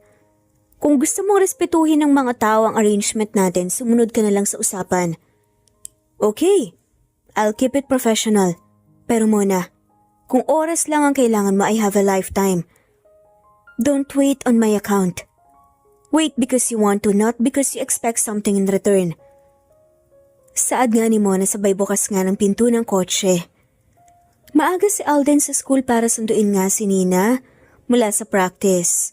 Nang makita siya ng anak, kumaway ito. Daddy, ang aga mo! Of course, para may time pa tayong mag-ice cream bago umuwi. Sugot ni Alden habang nakangiti. Sa loob ng sasakyan, nag-update nga si Alden sa group chat nila ni Mona. Nina's with me. We are grabbing ice cream, tas uuwi na. No nuts, promise. Saad nga nito. Salamat, I'll see you both later. Pag-uwi na tatnan nga ni Alden si Mona, sa veranda kausap si Z. Nang makita siya tumigil nga si Mona sa pagsasalita at tinanggap ang ice cream na iniabot nga niya kay Nina. Salamat. Tipid na bati nga niya. Anything for the kids. Sagot naman ni Alden. Tumingin sandali bago bumalik ng sasakyan. Nasa harap ng malaking pintuan si Mona. Hawak ang kamay ni Z. Habang nakatayo sa tabi ng iba pang bata. Si Alden nakangiti pero halatang kinakabahan. Mona, ready ka na ba? Mahinang bulungan nito. Hindi na siya nakasagot dahil bumukas ang pinto at bumungad ang isang babaeng may matikas pero maaliwalas na mukha. Maayos ang ayos ng buhok at sa unang tingin ay parang tipikal nga na sosyal na ina. Oh my! So ito na pala ang apo ko? At ikaw si Mona? Sigaw ng babae sabay lapit nga na parang matagal nang kakilala si Mona. Nagulat si Mona at bahagyang matras. Opo. Ako nga po. Hinawakan ka agad ng babae ang kamay niya.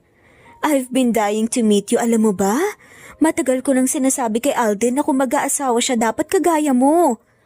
Napatikhim nga si Alden na parang napahiya. Ma, saad nga ni Alden. Pero tuloy-tuloy lang ang ina nito. You're perfect for him. Maganda, matalino, may disiplina. At ang galing mong magpalaki ng mga bata, obvious na obvious. Napatingin si Mona sa mga bata na halos mangiti na nga pero pinipigilang tumawa. Si Ellie pasimpleng bumubulong kay Nico. Si Lola parang fangirl. Wait lang po. Baka nagkakamali po kayo, co-parent lang po kami ni Alden. Maingat na sabi naman ni Mona pero magalang pa din. Parang walang narinig ang ina ni Alden. Co-parent? Hay nako, sa panahon ngayon walang permanenteng ganyan. It's just a phase bago kayo magkaaminan ulit. Diretsahang saad nga niya. Nagkatinginan sina Mona at Alden. Ma please, wag mong persahin. Sabi nga nito. Walang persahan pero Mona, just so you know, kung sakaling maisipan mo bukas ang pinto ko para sa'yo, biglang manugang. Ngumiti nga ang ginang. Natawa si Alden pero si Mona nagpigil nga na huwag mapahawak sa sentido. Salamat po sa tiwala pero let's just take things slow. Focus po muna kami sa mga bata. Magalang na saad niya. Ngumiti naman ang matanda. Of course. Pero hindi ibig sabihin na hindi kita pwedeng tawaging future daughter-in-law, di ba? Hindi na nga nakatiis pa ang dalawa sa mga quintuplets na sina Zaid at Ellie. Sabay silang tumawa. Mama, may fun ka na! Tawag nga ni Ellie. Kumindat ang ina ni Alden sa mga bata. Of course, mga apo. Team Mona tayo. Napabuntong hininga si Mona kung tutuusin. Parang mas nakaka-pressure pa ito kaysa sa co-parenting. Pagkapasok ni Mona sa sala, parang biglang may sumabog nga na energy mula sa 3 taong nakaabang sa kanya. Ay siya na ba? Halos sabay-sabay nga nilang sigaw, sabay lapit nga na parang matagal nang magkakakilala. Grabe, ang tagal na naming gustong makilala si Mona. Sabi ng isa, hawak-hawak ang kamay niya na parang hindi bibitawan. You're even prettier than the pictures. Kuya Alden's been hiding from us. Ano ka ba? Si Kuya secretive lang talaga kapag may special sa kanya. Ikaw obvious na obvious kasi. Sabat nga ng isa pa. Sabay turo kay Alden na naiwan sa may pinto. Bahagyang natawa si Mona. Medyo naiilang, pero hindi maikakailang aliw na aliw nga sa energy ng mga kapatid ni Alden. Nakakatuwa naman kayo pero teka, pictures? Wala yun. Yung mga candid shots lang nung event last month. May group chat kami for updates. Mabilis na sagot nga ng bunso. Napataas ang kilay ni Mona. Pero pinili na nga lamang niyang umiti. So close ba kayo ni Lucia? Parang sabay nag-roll eyes ang tatlo. Close? Halos mapasigaw ang isa. Close kami dati. Pero that was before we realized she's allergic to humility. Grabe, Yung tipong kapag may picture, lagi siyang center kahit na hindi siya dapat center. One time birthday ko pero guess what? Lahat ng pictures mukhang birthday niya. Favorite ko yung ginawa niya sa reunion. Dagdag pa nga ng bunso at tinabot kay Mona ang baso ng juice. May group singing pero nung part na ng chorus, siya lang ang sumisigaw. Hindi ko makakanta as in sumisigaw. Hindi na nga nakapagpigil pa si Mona. Napahawak nga siya sa tiyan sa kakatawa. Baka naman gusto lang niyang mag-energize kayo. Energize? Girl, that was noise pollution. Sagot nga ng panganay na kapatid, sabay hagik-gik. Tapos alam mo ba, every time si Kuya Alden is with her, parang wala siyang choice. Para siyang hostage sa sariling relationship. Napatingin si Mona kay Alden na bising maglabas nga ng tray sa kusina. Ngayon, may choice na siya? Obviously. Sabay-sabay nga nasagot ang tatlo. Binigyan siya ng makahulugang tingin. 2 taon ang lumipas mula nang magsimula ang co-parenting ni na Alden at Mona at ngayong nalalapit na ang kasal nila, halos abala na ang buong pamilya sa paghahanda. Isang hapon, habang inaasikaso ni Mona ang listahan ng bisita, nabungaran niya sa pinto ang isang pamilyar na mukha na si Lucia. Saglit siyang natigilan at bahagyang nanigas ang katawan. Mona, mahinang tawag nga nito. Pwede ba tayong mag-usap? Umupo sila sa sala ng magkatapat. Hindi muna nagsalita si Mona, hinayaan nga lamang niya si Lucia, ang unang magbukas nga ng paksa. Alam ko nga unexpected to, pero gusto kong sabihin I'm sorry. Sa lahat ng ginawa ko noon, sa lahat ng paninira, sa lahat ng pagkakataong pinaramdam ko sa'yo na mas mababa ka. I was insecure, sobrang insecure. Hindi pa rin makapaniwala si Mona sa naririnig kaya tahimik lamang siyang nakikinig. Akala ko noon, kailangan kitang tapatan para patunayan na mas karapat-dapat ako. Pero habang nasa stage ako na-realize ko, we could have been on the same side. Dapat nagkampihan tayo bilang magkapatid. Natahimik si Mona. Lucia, bakit ngayon mo lang sinasabi to? Humugot ng malalim na hininga si Lucia. Kasi nalaman kong ikakasal ka na kay Alden. And surprisingly, masaya ako para sa inyo. Nakita ko kung gaano ka nagbago, kung paano mainalaga ng mga bata. You are strong, Mona. And you made Alden a better man. Doon tumulo ang luha ni Lucia. At walang pakialam kahit tuloy-tuloy na nga na bumabagsak yun sa pisngi niya. I'm really sorry. Sana noon pa kita niyakap bilang kapatid. Bahagyang namasana nga ang mata ni Mona, pero pinilit niyang ngumiti. Lucia, matagal ko nang pinatawad ang sarili ko sa nangyari sa atin. At ngayon, mas buo na yung pagpapatawad ko para sa'yo. Wala na akong galit sa'yo. Tapos na yun. Lumapit nga si Lucia at mahigpit nga siyang niyakap. Bumukas ang pinto at pumasok nga si Alden. Bit-bit ang ilang papel. Uy, anong namimiss ko? Tanong niya at hindi naasahan ang eksenang bubungad nga sa kanya. Napatingin si Lucia sa kanya, saka ngumiti ng pilyo. Alden, I still love you. Nalaki ang mata ni Alden at muntik nang mabitawan ng papel. What? Seriously, Lucia? Halata sa mukha niya ang gulat at halong kaba.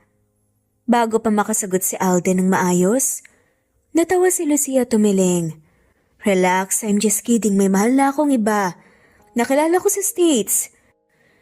Actually, nasa labas siya ngayon. Napatingin si Alden kay Mona. Napigil ang tawa at lalo lang siyang nainis. He nearly gave me heart attack. Pumasok nga sa loob ang isang lalaking may lahing mestizo. May bit-bit na buke ng bulaklak. Hi, I'm Ryan. Masigla nga nitong bati. Sabay abot nga ng kamay nga kay Alden. I've heard a lot about you. Yes, I bet. Sagot naman ni Alden sabay tingin kina Mona at Lucia na parehong natatawa. Maingay ang hapon sa garden ni Mona at Alden. May malaking mesa sa gitna puno ng pagkain at katabi nito ay isang maliit na inflatable pool na puno ng tubig at lobo. Kuya Nico, si Side 2 beses nang nahulog sa pool. Sigaw nga ni Nina habang nakapamewang. Hindi ako nahulog, guy. Tinulak niya ako twice. Depensa naman ni Side. Sabay turo kay Ellie. Correction, once lang ako. Yung isa nadulas ka talaga. Sagot nga ni Ellie na nakangisi. Sumingit si Z. Kasi naman tumakbo ka na parang superhero sa tabi ng pool tapos dumulas ka. Nagibit balikat nga si Alden mula sa mesa. Sounds like my son. Exactly. May lahi. Balik nga ni Mona na nakataas nga ang kilay kay Alden. Natawa ang mga bata. Sabay-sabay pang sumigaw ng, like father, like son. Maya-maya si Nico naman ang lumapit kay Celso. Nabala sa paghahati nga ng prutas. Lolo, pantay ba talaga ang hatian natin dito? Kasi parang mas malaki yung slice ng watermelon ni Zaide. Hindi totoo yan, malaki lang tignan kasi malapit sa mata mo. Napailing si Celso. O sige para patas, hatiin natin. Lahat ulit. Lolo, hindi yan patas. Kapag hinati pa yan, lalaki lang yung chance na makuha ko yung maliit. Reklamo pa nga ni Ellie. Tumawa na nga lamang si Alden at tumayo. Okay, new rule. Lahat pantay-pantay ang hatian pero kung sino ang huli may +1 scoop ng ice cream. Nagtaas ng kamay si Zika agad. Ako na lang laging huli. Hindi pwede, sweetheart. Magiging strategy mo na yan. Sabi nga ni Mona habang inaayos ang mga plato. Sa gabing iyon, bago matapos ang kasiyahan, magkahawak kamay si Mona at Alden habang pinapanood ang mga bata na abala sa huling laro nila. May mga magulang na hindi nila sinasadya pero mas nakakapaglaan sila ng oras o papuri sa isang anak. Siguro dahil mas pareho sila ng ugali, mas madaling kausap o mas maraming achievements. Pero kapag palaging ganun, ramdam ng ibang anak na mas mababa ang tingin sa kanila. Ang ending, nagkakaroon ng tampuhan, inggitan, at lamat sa relasyon ng pamilya. Kaya mahalaga na kahit may natural na paborito, siguraduhin pa rin na pantay ang oras, atensyon, at respeto sa lahat. Dahil sa huli, hindi dapat nakabase sa kung sino ang mas magaling o mas masunurin ang pagmamahal ng magulang. Dapat pare-pareho silang mahal at pinapahalagahan. At dito na nga po nagtatapos ang kwentong pagmamahalan ni Mona at Alden. Maraming salamat po sa lahat ng mawalang sawang sumusubaybay at shoutout po sa mga sumusunod.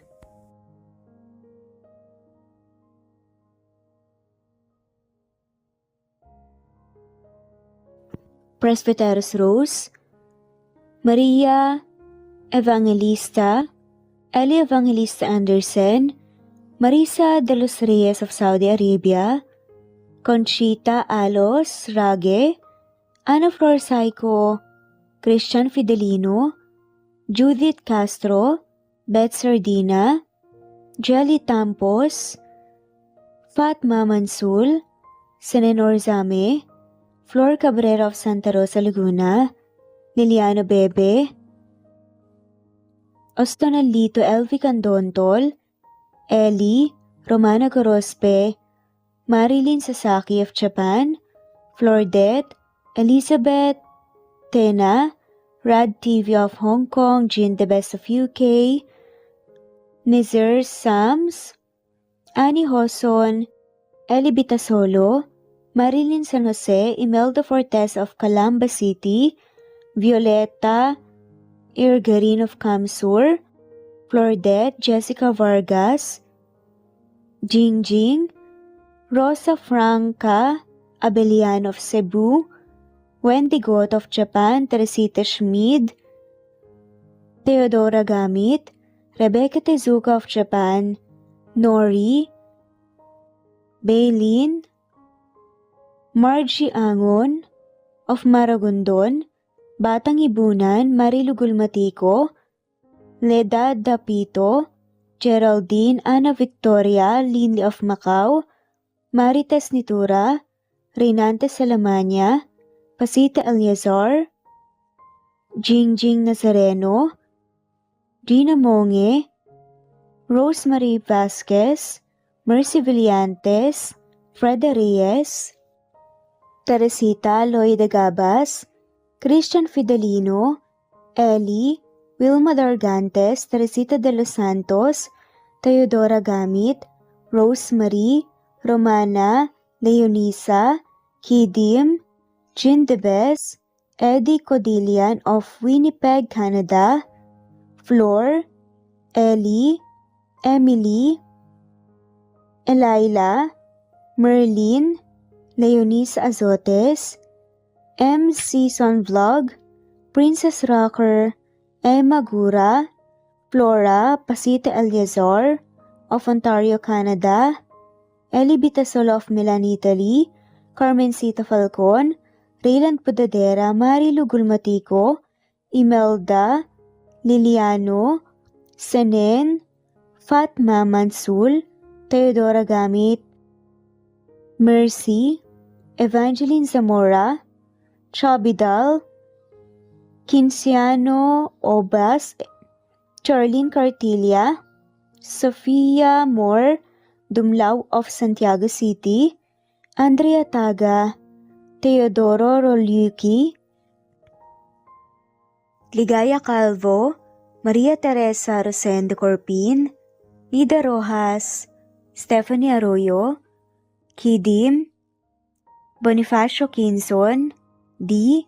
Naitan Canada, Erlenda Heronda of Matanao, Davao del Sur, Leonila Perea of Concepcion, Naik, Cavite, Elsa Opiane, Presbiteros Fenovares, Ederlina Albiso, Lorna Ayman, Rosemary Vasquez, Leonisa Azotes, Irish de la Peña, Marilyn San Jose, Ellie Bitasolo, Senen, Catherine Lacinario, Ronilio, Marisa de los Reyes, Eddie Codillian of Canada, Jean Debes of UK, Teresita, Rebecca Tezuka of Kawasaki, Flora Fesparung of Batangas City, Ruby Corazon Riera, Elvi Candontol, Naitan Canada, Wilma Dargantes, Annie Hoson,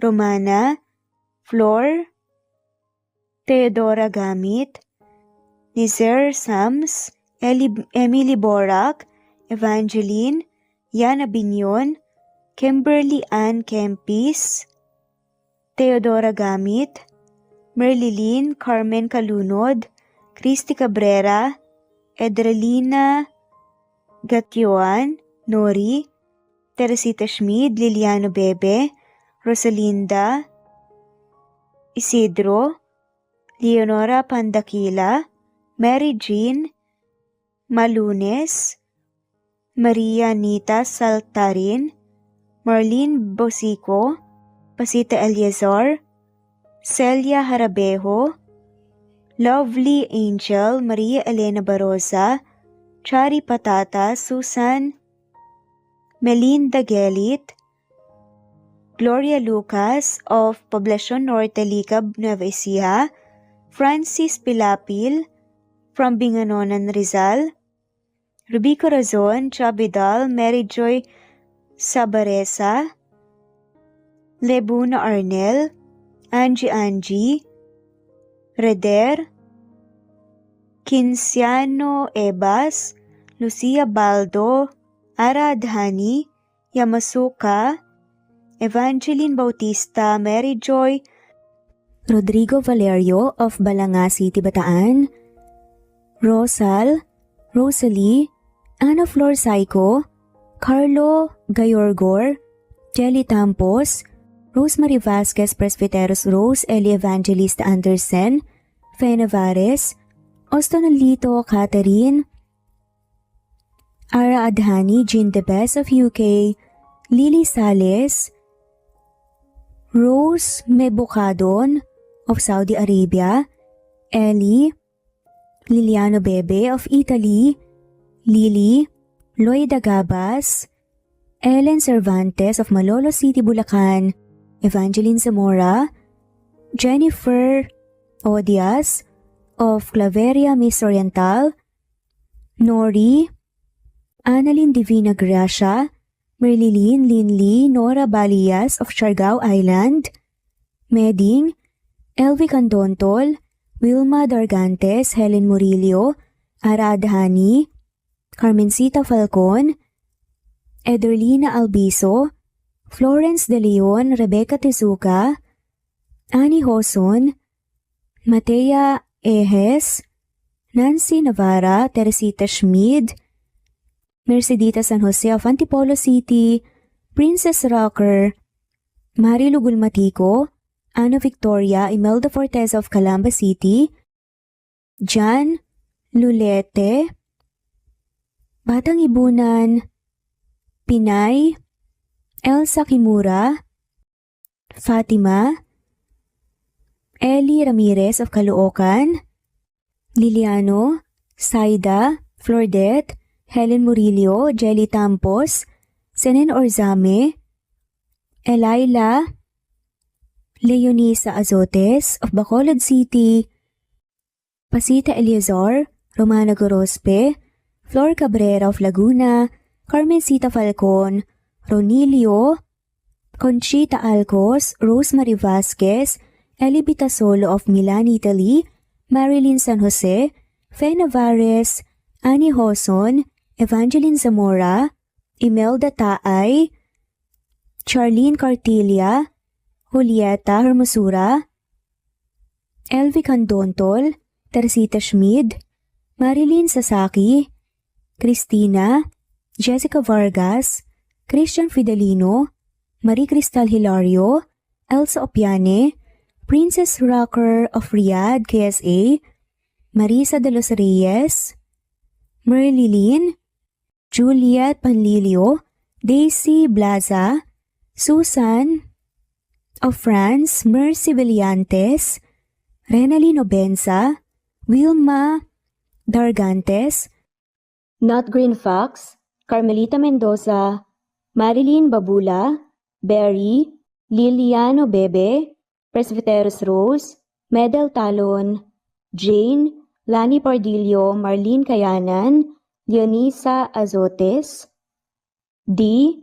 Marie Ramos, Araceli Lilio Saria, Miras Channel, Raquel Epe, Gina Trutor, Jane, Hartley, Sunshine Sotalbo, Maricel Cabigon, Merlin Baroza, Gina Marayo, Merlin Rodel Obejero, Hans, Cecilia Comoda, Taha ni Vlog, Merlin, Kuya Atok, Maria Merly Brogada, Marilu Cabantak, Filipina, Eileen, Mercedita San Jose, Lovina Galang, Lilian, Teresita de Jesus, Monina Aviles, Yula Pedrona, Romana Gorospe, Rosemary Vasquez, Marley Lazaraga, Leonisa Azotes, Jocelyn Tancinco, Estelita Mahia, Ding Lege,